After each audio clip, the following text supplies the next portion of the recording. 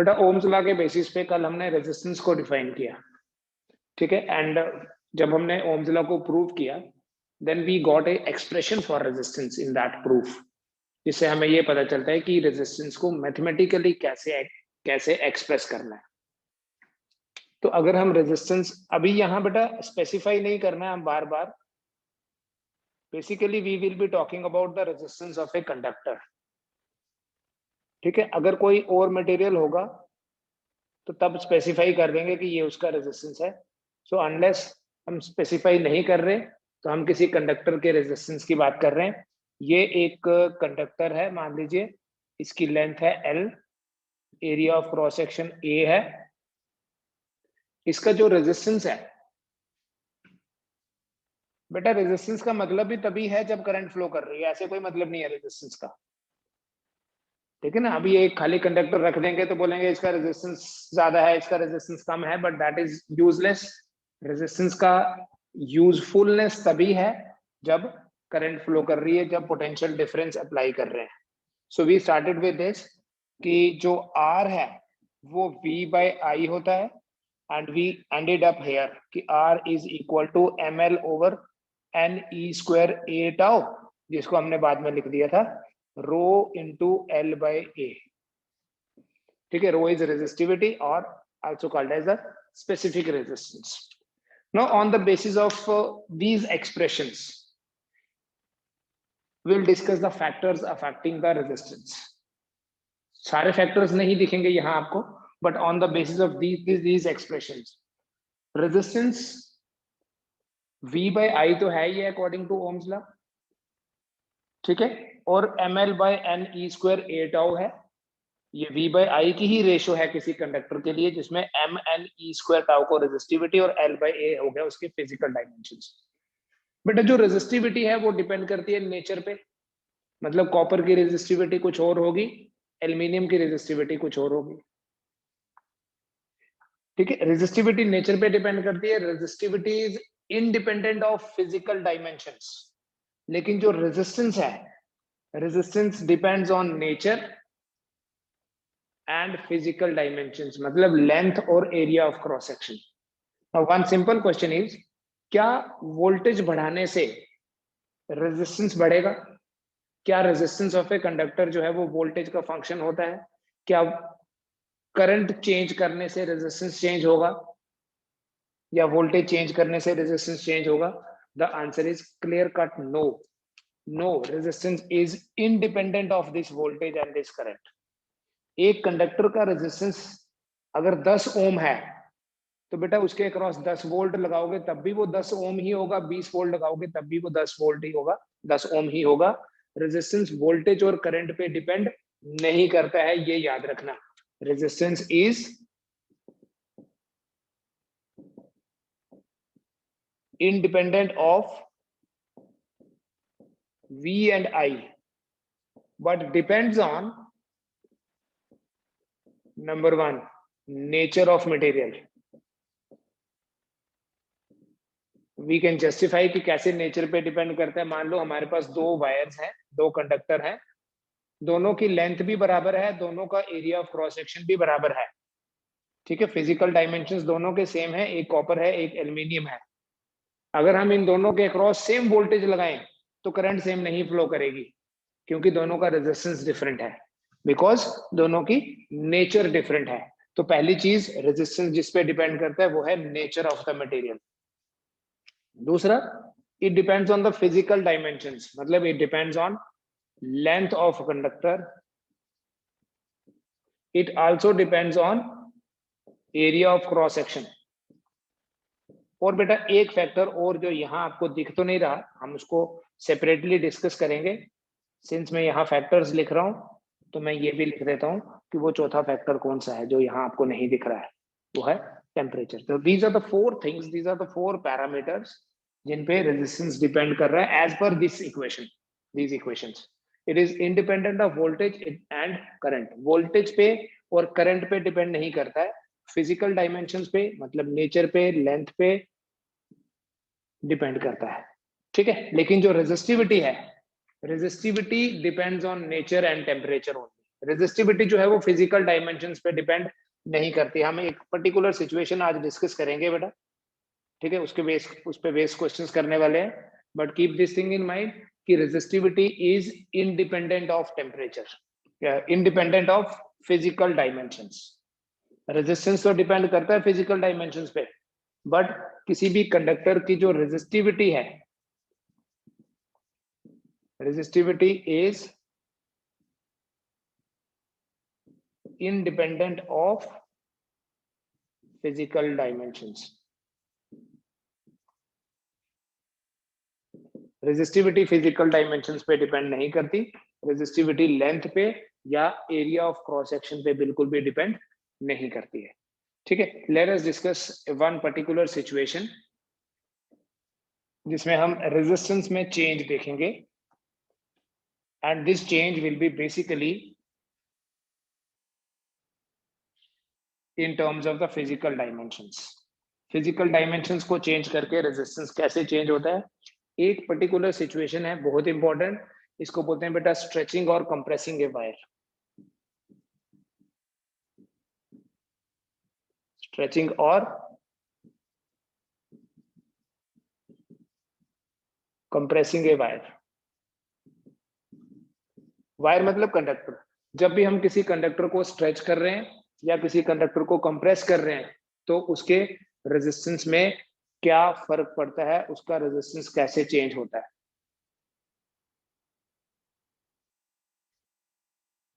Resistivity nature पे depend करती है बेटा, रेजिस्टिविटी टेम्परेचर पे डिपेंड करती है, फिजिकल डायमेंशंस पे नहीं करती। स्ट्रेचिंग का मतलब क्या होता है, स्ट्रेचिंग का मतलब लेंथ बढ़ाना। एंड देखिए स्ट्रेचिंग का मतलब कॉमनली बोलेंगे लेंथ बढ़ाना, बट स्ट्रेचिंग का मतलब ये भी है एरिया कम करना। एक वायर को जब हम खींचेंगे तो सिर्फ लेंथ नहीं बढ़ती, एट द सेम टाइम उसका एरिया ऑफ क्रॉस सेक्शन भी कम होता है। दोनों चीजें होती हैं, एक चीज नहीं होती। पहले क्या करना है बेटा, चले स्ट्रेचिंग और कंप्रेसिंग में, जब भी हम स्ट्रेचिंग और कंप्रेसिंग की बात करते हैं क्या क्या सेम रहेगा, देखो resistivity and volume remain same. Resistivity और वॉल्यूम सेम रहेंगे, मतलब एक कॉपर का कुछ वायर है हमारे पास, खींच के उसका वॉल्यूम नहीं बढ़ेगा, लेंथ बढ़ेगी, एरिया कम हो जाएगा, volume will remain same. And क्या चेंज होगा, रेजिस्टिविटी सेम, क्योंकि नेचर पे डिपेंड करती है रेजिस्टिविटी, नेचर तो चेंज की नहीं स्ट्रेच करके। वॉल्यूम भी same, what changes, length changes and area of cross section जो है वो चेंज होता है। लेंथ चेंज होती है, area of cross section change होता है, लेकिन सेम क्या रहता है, लेंथ चेंज होती है, area of cross section change होता है, रेजिस्टिविटी और वॉल्यूम जो है वो सेम रहते हैं।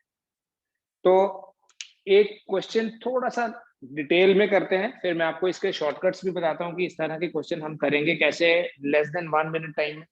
थोड़ा सा पहले डिटेल में एक क्वेश्चन देख लेंगे, ठीक है। ए वायर हैविंग, फिर मैं डायरेक्ट बताऊंगा, a wire having resistance of 10 ohm is stretched to double of its original length.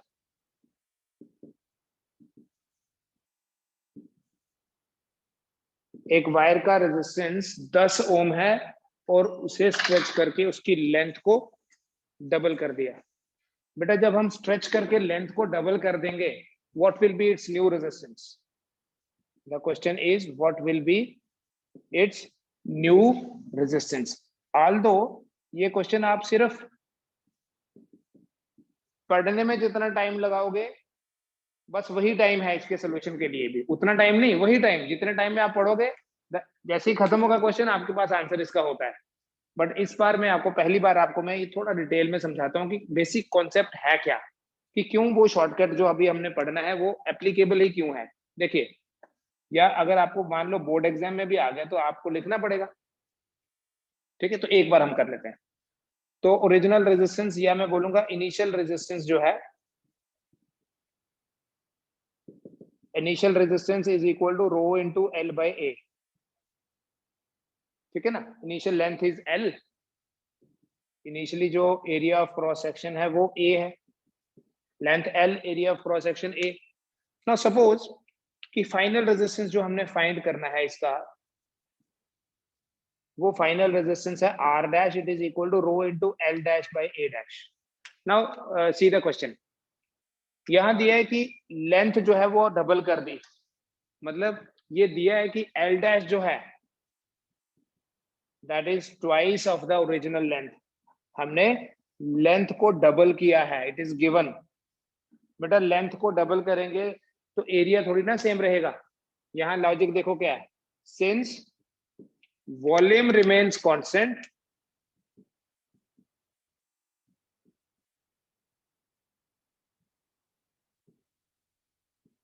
therefore L into A is equal to L dash into A dash।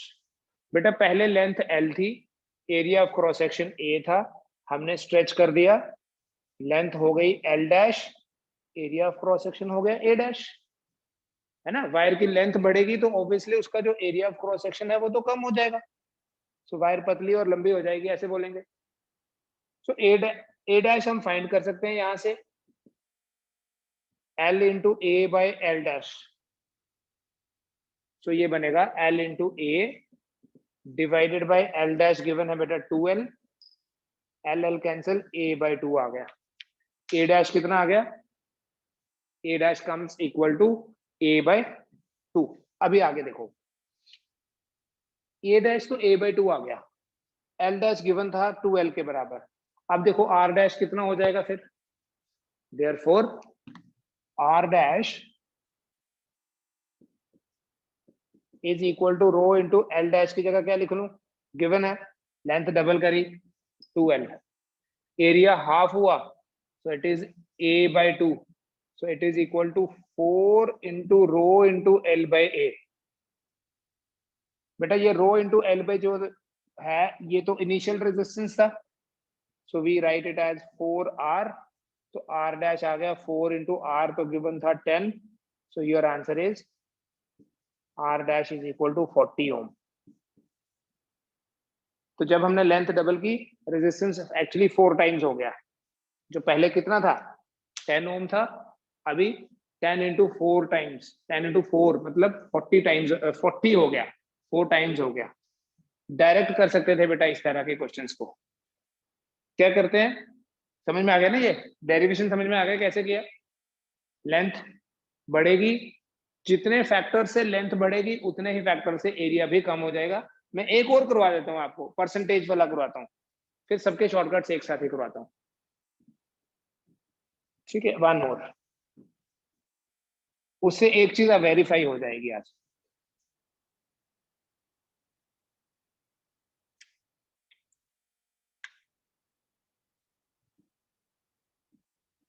The question is,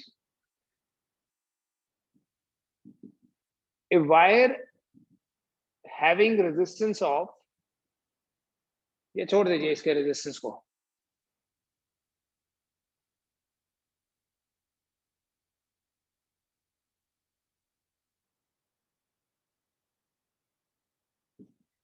the length of a wire is increased by 10%. A wire is stretched to make it 10% longer. ठीक है, percentage वाला भी बता दो। एक wire को खींचा, उसकी लेंथ 10% बढ़ा दी, मतलब अगर पहले उसकी लेंथ 100 थी तो अभी 110 होगी, यही होता है ना percentage. A wire is stretch to make it 10% longer. What will be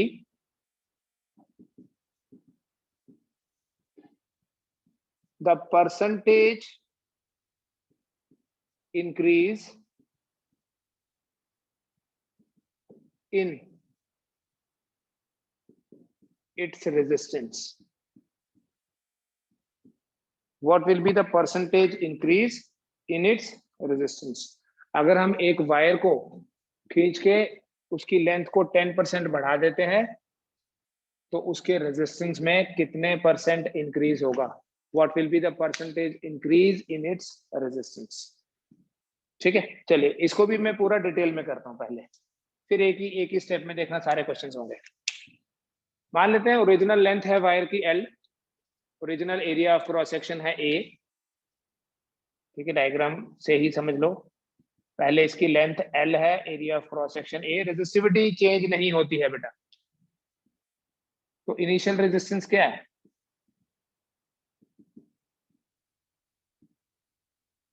initial resistance is equal to rho into L by A। यहां पर क्या दिया है बेटा? A wire is stretch to 10% of its original length.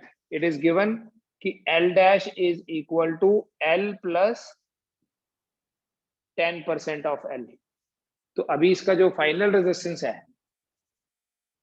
जिसे हम बोलेंगे new resistance, अगर बेटा ये न्यू रेजिस्टेंस R डैश है, so I will write it as rho into L dash by A dash. ये L डैश है हमारे पास। सिंस वॉल्यूम रिमेन्स कांस्टेंट,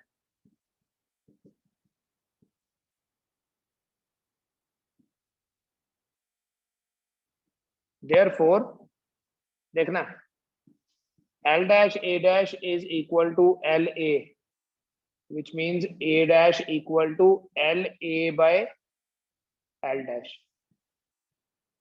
इस L dash को आप क्या बोल सकते हैं? यहां देखो 10% longer, it is equal to L plus 10 by 100L। Can be write, directly लिख दूं, 110 है ना, 11 by 10L। तो जब आप L डैश को 11 by 10L लिखोगे डिनोमिनेटर में, L और L कैंसिल हो जाएगा, बट इसमें आपको A डैश कितना मिलेगा? 10 by 11 A। अब क्या नोट करना था? देखो पिछले वाले क्वेश्चन में क्या था, जब लेंथ डबल हुई एरिया हाफ हो गया, है ना, लेंथ 2 टाइम्स एरिया 1 by 2। यहां क्या है, लेंथ 11 by 10 टाइम्स हो गई तो एरिया 10 by 11 टाइम्स हो गया। हमेशा ऐसा होगा, स्ट्रेचिंग और कंप्रेसिंग के केस में हमेशा ऐसा होगा। अगर लेंथ 10 टाइम्स बढ़ाएंगे तो एरिया 1/10 हो जाएगा, और अगर एरिया 10 टाइम्स बढ़ाएंगे कंप्रेस करके, अगर एरिया को, वायर को कंप्रेस किया, मोटी हो जाएगी वायर, अगर एरिया उसका 10 गुना बढ़ गया तो लेंथ उसकी 10 टाइम्स कम हो जाएगी। ठीक है, तो ये नया रेजिस्टेंस क्या आ गया फिर आपके पास? R dash. R डैश क्या बन गया? मल्टीप्लाई होंगे ये दोनों, देखो कैंसिल नहीं। रो इंटू L डैश की जगह लिख लेंगे 11 by 10L divided by A dash की जगह 10 by 11A। These factors will be multiplied, देख लेना इसको। तो आपके पास R डैश बनेगा इससे, R डैश इक्वल टू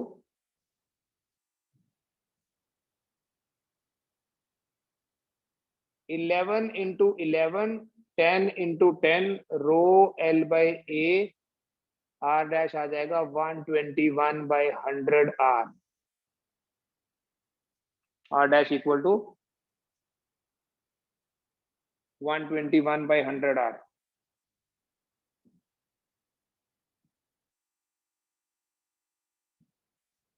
अभी हमें R डैश नहीं पता करना था, अगर पता करना होता change in resistance, delta R से रिप्रेजेंट करते हैं बेटा चेंज को, तो that would have been R dash minus R। Change in resistance कितना हुआ?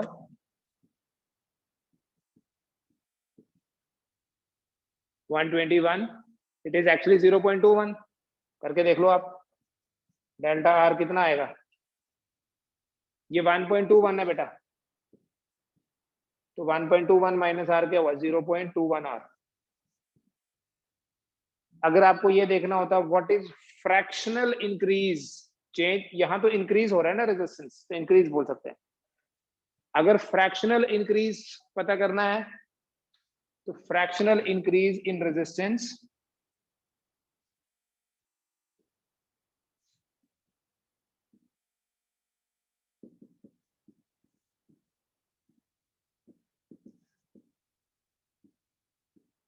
Is equal to delta R by R. ये फ्रैक्शनल इंक्रीज है, that would have been 0.21 into R divided by R, R R cancel 0.21। और अगर आपको क्या पूछा है what is percentage increase in resistance, तो परसेंटेज इंक्रीज कैसे पता करते हैं, फ्रैक्शनल इंक्रीज को 100 से मल्टीप्लाई कर दो।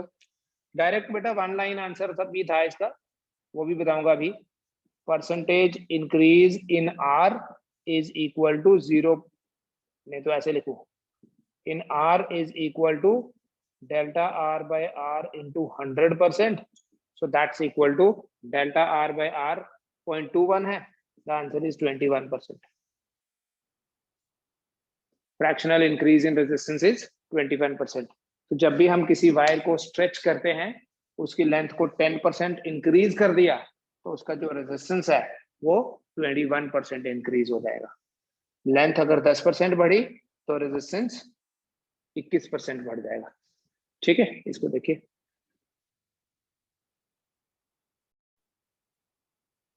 देखो बेटा इस एक्सप्रेशन को अगर लिखना है सिर्फ लेंथ की टर्म्स में, only in terms of length, can we do that, कि रेजिस्टेंस को हम लेंथ की फॉर्म में एक्सप्रेस करें, मतलब उसमें एरिया नहीं होना चाहिए।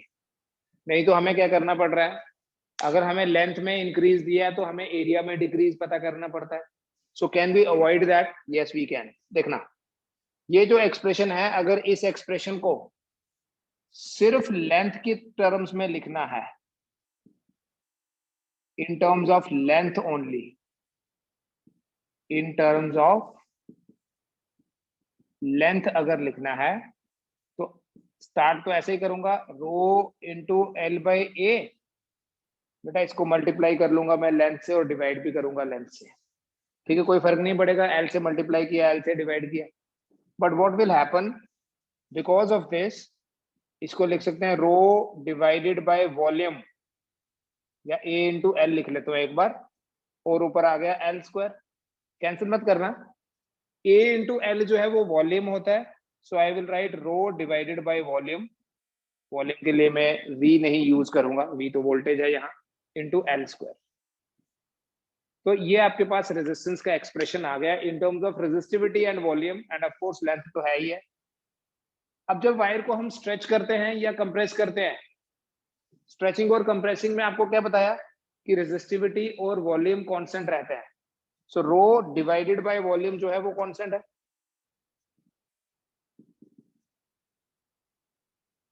सो ये अगर कांस्टेंट है तो can we say that R is proportional to L square, which means कि अगर आपको कंपैरिजन करना है, R1 by R2 will be equal to L1 by L2 whole square, या R2 by R1 पता करना है, that will be L2 by L1 whole square।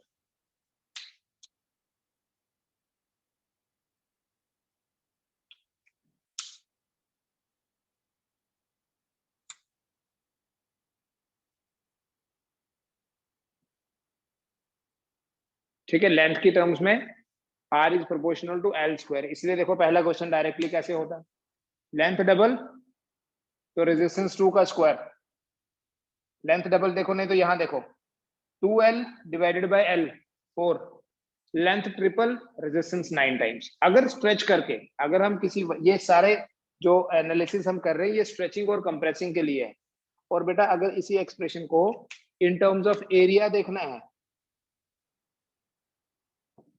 अगर इसी एक्सप्रेशन को इन टर्म्स ऑफ एरिया देखना है, again start with the same thing, but अभी मल्टीप्लाई करो ए से, डिवाइड करो ए से, ठीक। So resistance R will be equal to rho into volume divided by A square. Again rho और वॉल्यूम तो कांस्टेंट है, रो इंटू वॉल्यूम भी कांस्टेंट होगा फिर। तो अगर रो इंटू वॉल्यूम कांस्टेंट है तो बोलेंगे R is inversely proportional to A square, inversely proportional to areas square 1 by A square. तो अगर R1 की बात होगी वो इनवर्सली प्रोपोर्शनल होगा A1 के स्क्वायर के, और अगर R2 की बात होगी, अगर रेजिस्टेंस R2 है and R2 is inversely proportional to A2 square. So if you want to find the ratio of resistances in terms of areas, so the ratio R2 by R1 will be equal to A1 by A2 whole square.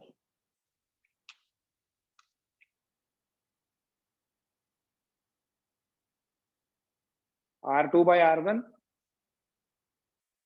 और यहाँ R2 by R1 क्या था, L2 by L1 whole square. ठीक है, so this way directly हम बता सकते हैं। एक वायर को कंप्रेस किया, उसका एरिया डबल हो गया। देखो पहले वाला क्वेश्चन ये भी स्ट्रेच करके लेंथ डबल करी थी, अगर कंप्रेस करके एरिया डबल करें तो ये एरिया डबल होगा, रेजिस्टेंस 1/4 हो जाएगा, रेजिस्टेंस विल बी 1/4। ठीक है, तो ये दो चीजें बेटा डायरेक्टली आप देखें कि R1 अगर लेंथ की टर्म्स में ही लिखना है खाली, R2 by R1 लिखना, क्योंकि बाद वाला पता करना पड़ता है ना।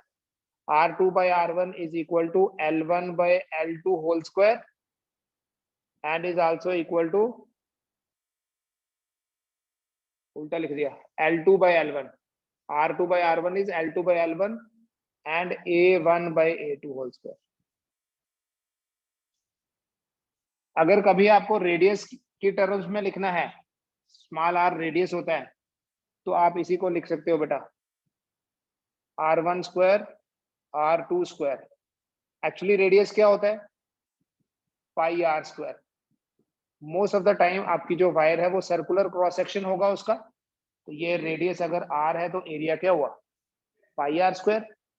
ठीक है, एरिया अगर पाई r स्क्वायर है, पाई और पाई तो कैंसिल हो जाएगा, सो इसको आप लिख सकते हैं बेटा जी R1 by R2 raise power 4।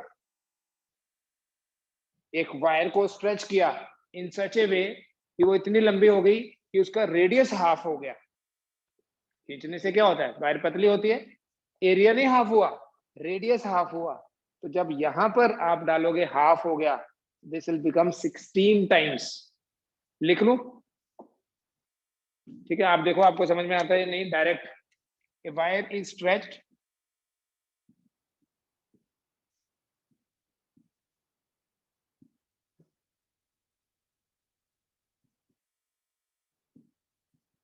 in such a way that its radius becomes half of the original value.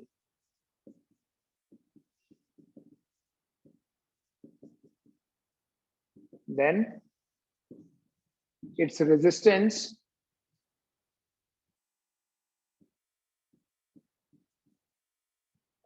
becomes 16 times। Resistance कितना हो जाएगा, 16 टाइम्स बढ़ जाएगा। खुद देखो ये समझ में आएगा या नहीं आएगा। ठीक है, बस जितना टाइम क्वेश्चन लिखने में लगा तो आंसर ये है, कोई टाइम नहीं लगेगा। ठीक है, you can prove it the similar way जैसे मैंने पहले वाला आपको करवा दिया क्वेश्चन। ठीक है, अगर लेंथ की टर्म्स में लिखना होगा, देखो अगर लेंथ डबल कर दी तो यहाँ 2L divided by L cancel. अगर एरिया हाफ कर दिया, लेंथ डबल होती है, एरिया भी हाफ होता है ना, तो अगर क्वेश्चन में एरिया हाफ लिखा होता तो यहाँ A/2 लिख देते, फिर भी 4 टाइम्स ही होता। ठीक है, तो ये इसके ऊपर थोड़ा सा आपको काम करना पड़ेगा, मैं कुछ क्वेश्चन शेयर कर दूंगा आपके साथ। अदरवाइज आपके पास एक PDF पड़ी है, उसमें देखो क्वेश्चंस मिलेंगे आपको। तो ये R2 by R1 आ गया। ठीक है, ये वाला पॉइंट आपने नोट कर लिया।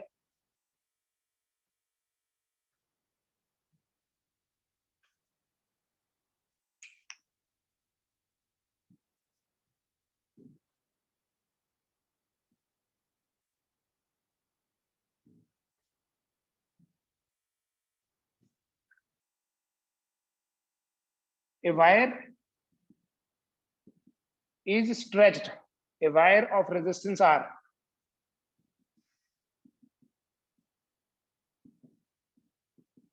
is stretched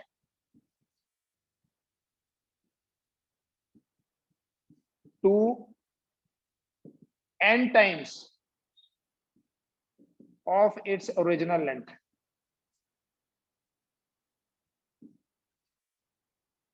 एक वायर है जिसका रेजिस्टेंस है R और इस वायर को स्ट्रेच किया, कितना लंबा कर दिया इसको कि इसकी लेंथ ओरिजिनल लेंथ से n टाइम्स हो गई, then its new resistance will B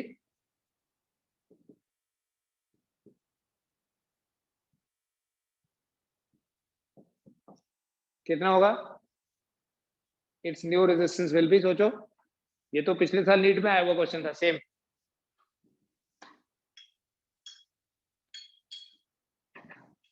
What will be its new resistance? Its new resistance will be n square R.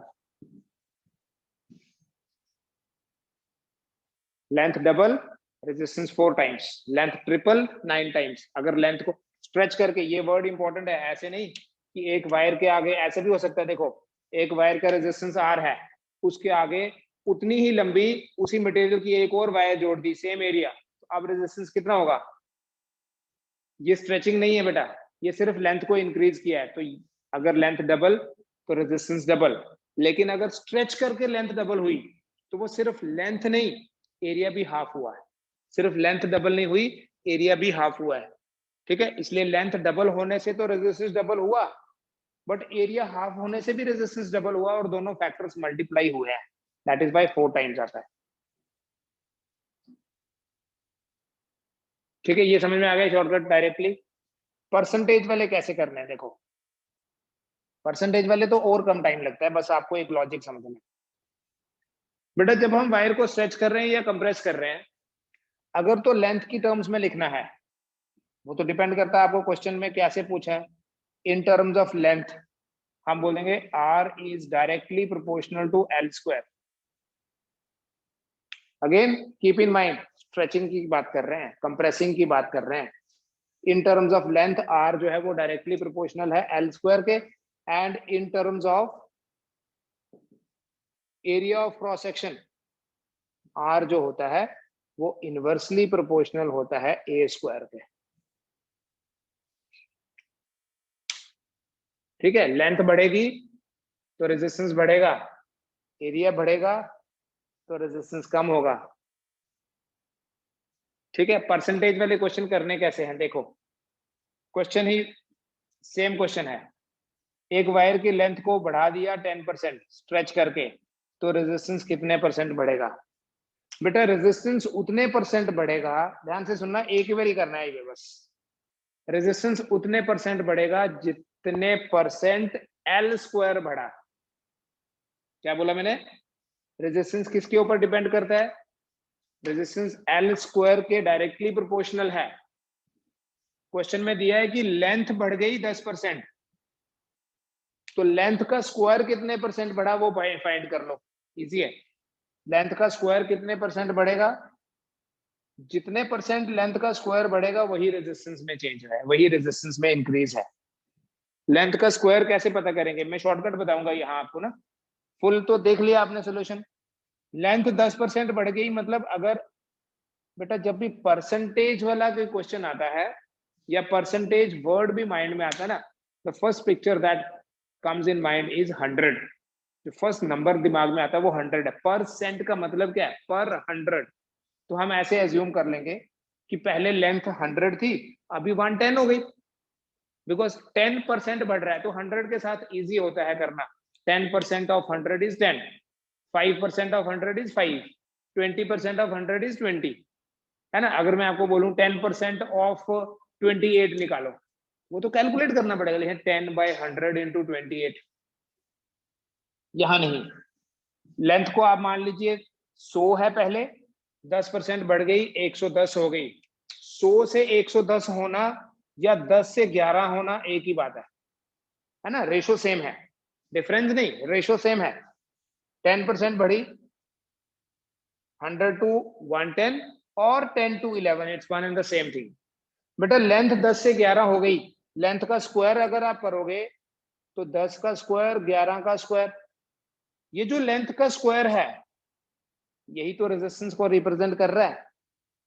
तो इसका मतलब ये बोलूंगा मैं कि रेजिस्टेंस जो है 100 से 121 हो गया। जब रेजिस्टेंस 100 से 121 हो गया तो बोलो रेजिस्टेंस कितने परसेंट बढ़ गया? 21%।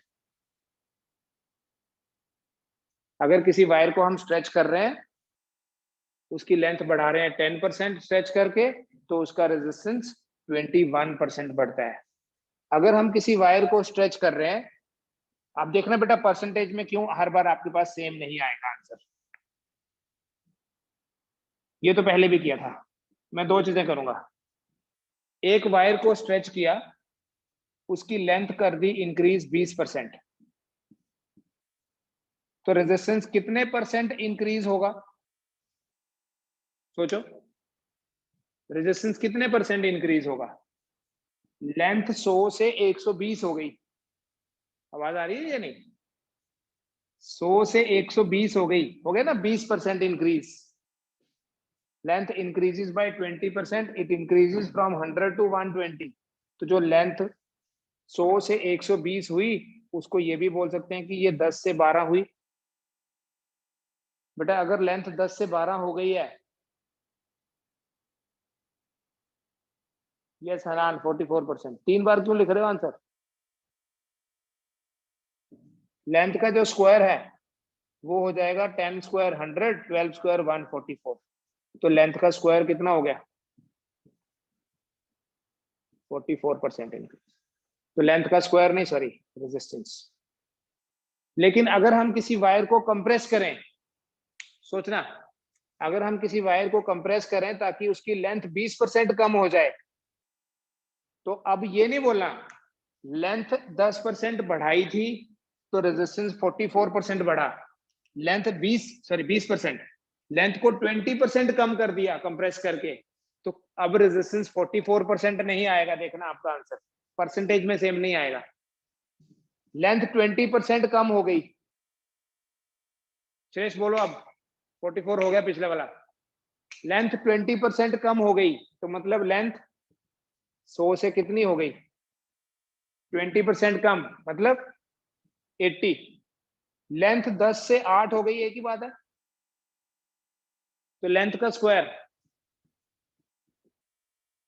164, 100 टू 64 कितना डिक्रीज है? 36 डिक्रीज है फॉर एवरी 100। तो बोलेंगे रेजिस्टेंस डिक्रीजेस बाय 36%।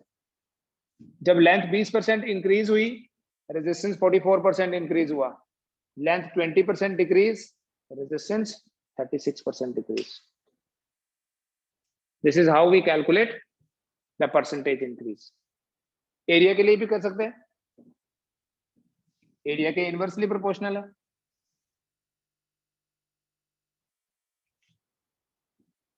अगर किसी वायर को कंप्रेस किया है और उसका एरिया जो है, एरिया ऑफ द वायर बढ़ गया है से 30%, ठीक है। कंप्रेस करने से क्या होता है? कंप्रेस करने से लेंथ कम नहीं होती, सिर्फ कंप्रेस करने के साथ लेंथ कम होने के साथ साथ एरिया भी बढ़ता है। तो यहां आपने लेंथ की बात नहीं करनी है। ये नहीं सोचना कि लेंथ अगर सॉरी एरिया अगर 30% बढ़ा तो लेंथ 30% कम हुई होगी, ऐसा नहीं होता है। अगर एरिया 30% बढ़ गया है तो रेजिस्टेंस बढ़ेगा या कम होगा? पहली चीज ये सोचो। अगर एरिया बढ़ा तो रेजिस्टेंस कम होगा, है ना, क्योंकि रेजिस्टेंस इनवर्सली प्रोपोर्शनल है एरिया के। देखो यहाँ R2 ऊपर है और यहाँ A2 नीचे है। रेजिस्टेंस विल कम डाउन, कितने परसेंट डिक्रीज होगा? कितने परसेंट डिक्रीज होगा बताओ?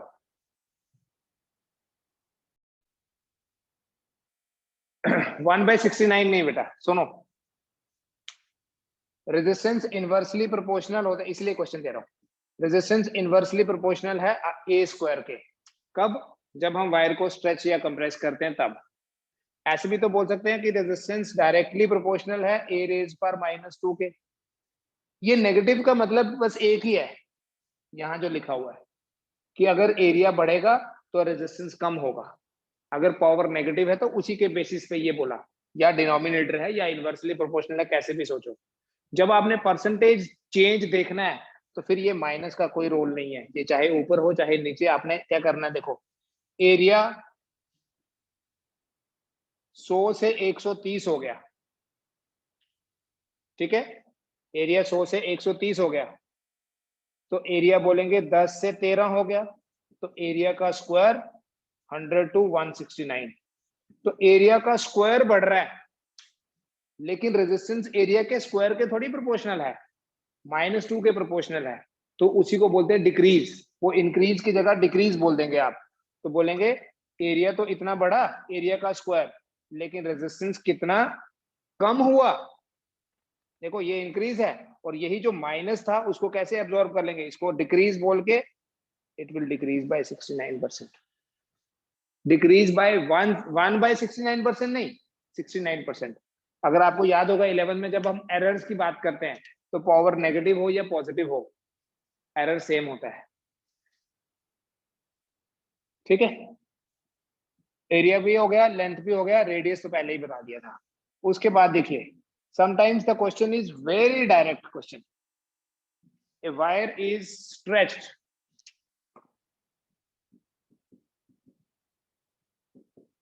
a wire is stretched to make it 0.2% longer। एक वायर को हमने स्ट्रेच किया, उसकी लेंथ को 0.2% करने के लिए, a wire is stretched to make it 0.2% longer। So what will be the percentage change in its resistance? इसके रेजिस्टेंस में कितने परसेंट चेंज होगा? What will be percentage increase in resistance? Resistance तो आर एल स्क्वायर के directly proportional है बेटा। तो जब जब परसेंटेज चेंजेस स्मॉल होंगी, कितनी small, generally less than 5%। Aldous कोई क्लियर कट ऐसे डिमार्केशन वाली लाइन नहीं है, बट फिर भी इन जनरल जो क्वेश्चंस आपके हैं, पास्ट ट्रेंड जो है, अगर परसेंटेज चेंज 5% से कम है, 5% से कम है, तो आपने क्या करना है, पावर से मल्टीप्लाई करना है। मींस लेंथ कितनी बढ़ी, 0.2%, रेजिस्टेंस कितना बढ़ेगा, 2 into 0.2%, दैट वुड बी 0.4%। अगर लेंथ कम होगी 0.2% तो रेजिस्टेंस 0.4%। यहां हम पावर से मल्टीप्लाई करते हैं, और जब पावर से मल्टीप्लाई करोगे तो इंक्रीज डिक्रीज एक जैसा होगा। इसलिए स्मॉल चेंजेस के लिए ना ये इंक्रीज की जगह वर्ड चेंज लिखा होता है, कैन बी पॉजिटिव और नेगेटिव। तो आप एरिया में या लेंथ में उसको यूज कर सकते हैं। ठीक है, आज इतना रखें, इससे रिलेटेड क्वेश्चंस कर लो, and if you have any doubt you can ask.